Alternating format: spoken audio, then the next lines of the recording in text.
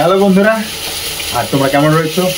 তোমাদের ভালোবাসায় কিন্তু ভালো ভিডিওগুলো ভালো ভিউজ হচ্ছে, কমেন্টও করছো অনেকে।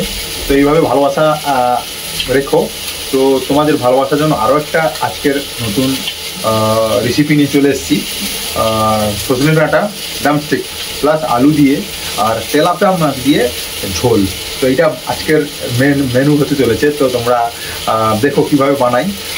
তোমরা কিন্তু লাইক করে ফলো করে আমার পাশে থেকো, প্লাস আমার চ্যানেলটাকে ইউটিউব থেকে যারা দেখছো সাবস্ক্রাইব করে নিও। ঠিক আছে, চলো দেখো আজকে কী কী নিয়েছি আর কী কী রয়েছে উপকরণে। ঠিক আছে, চলো দেখো।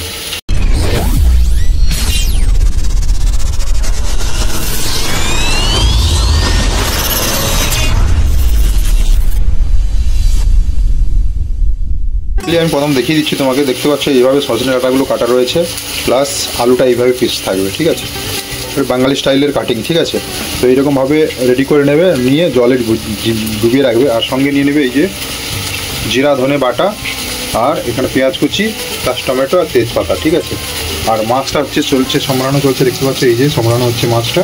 ঠিক আছে, মাছটাকে একটু ভালো করে সমরে নেবে, একদম ফ্রাই করার দরকার নেই, হালকা আঁচে ফ্রাই করবে, মানে সমরে নেবে, মানে ইয়ে করে নেবে, ফ্রাই করে নেবে হালকা আঁচে। ঠিক আছে, তো এই যে রয়েছে মাছ, তেলাপিয়া মাছটা পুরো 1 কেজির উপরে ছিল। ঠিক আছে, তো দেখতে পাচ্ছ কত পিস হয়েছে, 1 2 3 4 5টা 6 7 8 পিস হয়েছে টোটাল মাছটা। ঠিক আছে, তো ফাইনালি দেখতে পাচ্ছ এই যে মাছটা সমানো হয়ে যাক, হওয়ার পর কী করি আর কী কী মশলা কখন দিই তোমরা দেখতে থাকো। ঠিক আছে, প্রসেস সেম, বাট তোমরা দেখো, ভালো লাগলে লাইক করে পাশে থাকো। ঠিক আছে, চলো নেক্সট।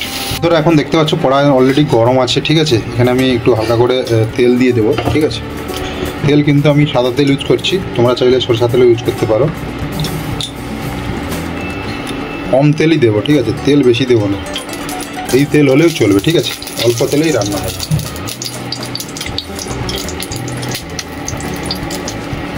হয়ে গেল, তেলটা একটু গরম হয়ে গেলে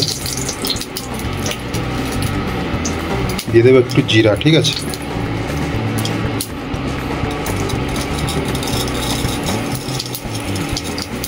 জিরা পড়ে গেল, এরপর আমি দেব তেজপাতা। ঠিক আছে, দেখছো তেজপাতা পড়ে গেল,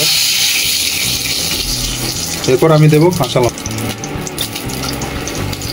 লঙ্কা চলে এলো, এরপরে একটু নাড়াচাড়া করে নেব।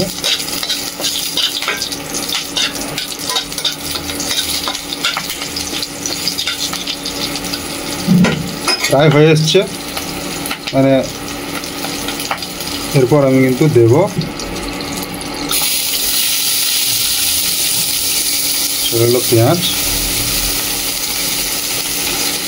আজকে কিন্তু আদা রসুনের বাটাটা দেবো না, আবার একটু শরীরটা একটু খারাপ। আর এসছে আমার দাদার মেয়ে এসছে, তো ও খাবে, ওর একটু শরীরটা একটু ভালো নেই, জ্বর। ঠিক আছে, তোমরা এই যে ভিডিওটা দেখছো, তোমরা আমার ইউটিউব চ্যানেলে লাইভ ভিডিও করেছিলাম কাল রাত্রে, তো তোমরা চাইলে ওটা দেখতে পারো, দেখতে পাবে কে কে এসেছিলো আর কি রাত্রে কী হচ্ছিল ব্যাপারটা। বাবা যায় রাত্রি 12টার সময় ওরা পাটি সাপটা করবে, রেডি হয়েছে। তো পাটি সাপটা ভিডিও দেখেছি, কীভাবে বানিয়েছে ওটা তো দেখাইনি, বাট বানাচ্ছিল ওটা দেখিয়েছিলাম, তোমরা গিয়ে ও ভিডিওটা দেখতে পারো।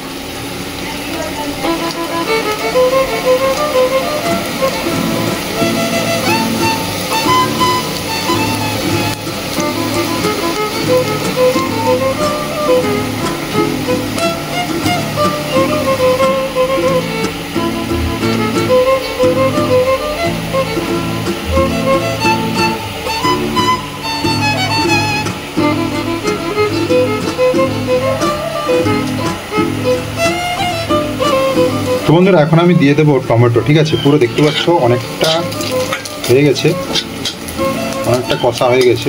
ঠিক আছে, লাল লাল হয়ে গেছে, এরপরে কিন্তু আমি দিয়ে দেবো টমেটো।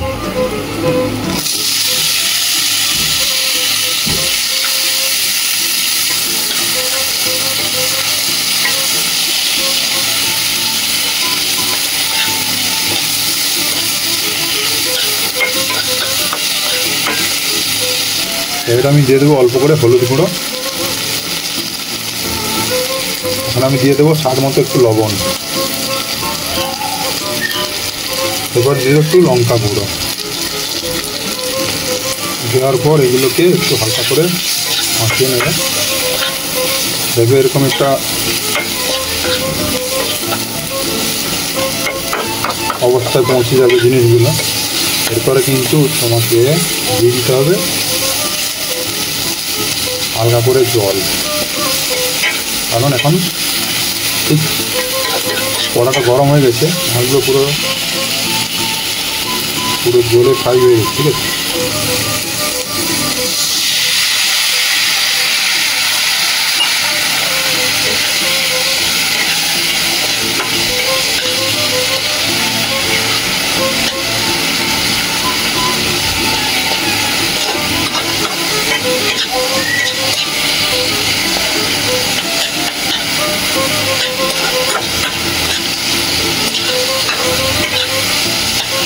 বেশি কষবো না, আর টমেটোগুলো একটু কাঁচা থাক। এরপর আমি তুলে দেবো সেই সজনে ডাঁটা আর আলু। ঠিক আছে,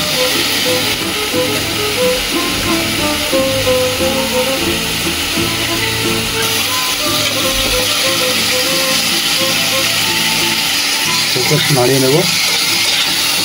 তোমরা চাইলে আলু আর সজনে ডাঁটা আগে থেকে একটু কোমরে নিতে পারো। ঠিক আছে, একটু হালকা আঁচে ফ্রাই করে রাখতে পারো। ঠিক আছে, তাহলে সেটা কী হবে, একটু রিচ, যারা একটু রিচ পছন্দ করে তাদের জন্য কিন্তু এইটা আগে থেকে জিনিসগুলোকে ফ্রাই করে রেখে দিলে কিন্তু অনেকটা রিচ হয় খাবারটা। ঠিক আছে, তো তেলটা বেশি লাগে, তো কম তেলে কিন্তু আমি বানাচ্ছি, বুঝতে পারছো? এইভাবে মাখো হয়ে যাবে জিনিসগুলো। এরপরে কিছু সময় পর কিন্তু তোমাকে ঢাকনা দিয়ে দিতে হবে, জাস্ট একটু নাড়াচাড়া করে জাস্ট 2-3 মিনিট এরকম নাড়ানাড়ি করতে হবে। ঠিক আছে, তারপরে কিন্তু দিয়ে দিতে হবে জল, পরিমাণ মতো জল দিতে। মেনলি মাথায় রাখতে হবে লবণটা ঠিকঠাক যেন পড়ে। ঠিক আছে, লবণ যদি ঠিকঠাক পড়ে তাহলে খাবারের স্বাদ অসাধারণ হবে। ঠিক আছে, এই ছিল প্রসেস। ঠিক আছে, চলো আগে কী হয় তোমরা দেখতে থাকো। ভালো লাগলে একটা লাইক করে দিও আর কমেন্টে লিখে দিও কেমন হয়েছে। ঠিক আছে, আরও যদি ভিডিও লাগে এরকম টাইপের ভিডিও তাহলে কিন্তু আমি আরও নিয়ে আসবো, তোমরা কমেন্টে নিশ্চয়ই জানাবে, যারা ইউটিউব থেকে দেখছো যারা প্লাস ফেসবুক থেকে দেখছো। এরপরে আমি দিয়ে দেবো যে গোলানো জলটা রাখা ছিল, জিরা আর ধনিয়া গুঁড়ো, যে গোলানো জলটা ছিল ওইটা এবারে দিয়ে দেবো। ঠিক আছে, তো পরিমাণ মতো জল দেবে, যাতে আলু আর এটা সমরানো নেই, তাহলে সিদ্ধ হতে হবে। তো পরিমাণ মতো একটু জল দিতে হবে, যে মশলা বানানোর জলটা প্লাস একটু হালকা বেশি করে জল দিয়ে মোটামুটি জিনিসটা সিদ্ধ হবে। তার জন্য একটু হালকা একটু জলটা রাখবো, কারণ জলটা মরে যাবে, মরে পুরো কমে যাবে। ঠিক আছে, কিছুটা জলটা গরম হয়ে গেলে তারপর কিন্তু মাছটা তুলে দেবো। ঠিক আছে,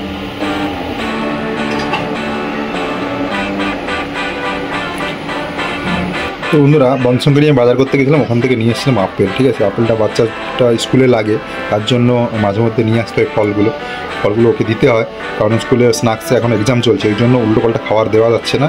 তো ফল স্ন্যাক্সই হবে, প্লাস ও চলে আসবে তাড়াতাড়ি। তো সেই জন্য ফ্রুটস প্লাস 2-4টে বিস্কুট বা কোনো কেক দিয়ে পাঠাতে হয়। ঠিক আছে, তো ভাই দেখছো আধাটা বেঁচে গেছে, তো এটা আমি সাবার করে দিই। ঠিক আছে,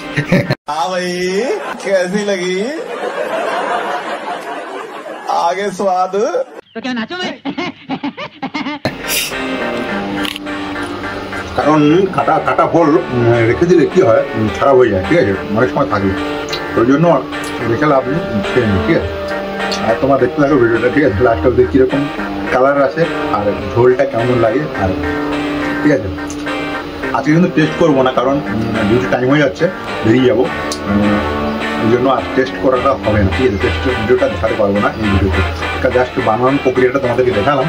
তো তোমরা ভালো লাগলে নিশ্চয়ই শেয়ার করে দিবে। চলো দেখতে থাকো। হচ্ছে এবারে ফুটে গেছে পুরো,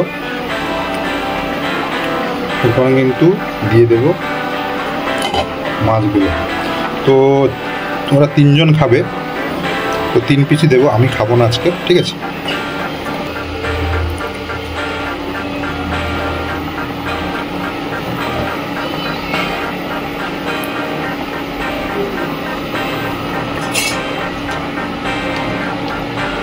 এইভাবে কিন্তু ফুটে গেলে তারপরে মাছটা দিয়ে হালকা করে একটু নেড়ে ভিতরে দিয়ে দিতে। ঠিক আছে, জলে ডুবাতে।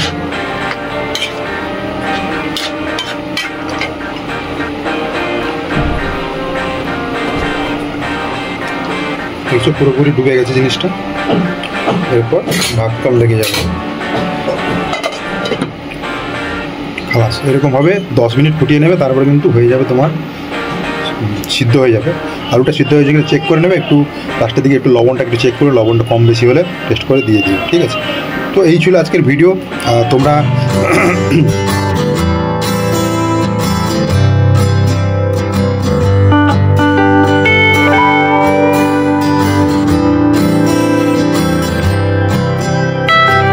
বন্ধুরা, এই ছিল আজকের ভিডিও। তোমাদের কেমন লাগলো নিশ্চয়ই জানিও, আর ভালো লাগলে একটা লাইক করে চ্যানেলটা সাবস্ক্রাইব করে পাশে থেকো। যারা ফেসবুক থেকে দেখছো তোমরা ফলো করো আমার ফেসবুক পেজটাকে। আর তোমাদের অসংখ্য ভালোবাসা এবং কমেন্টের জন্য অনেক থ্যাংক ইউ, ধন্যবাদ।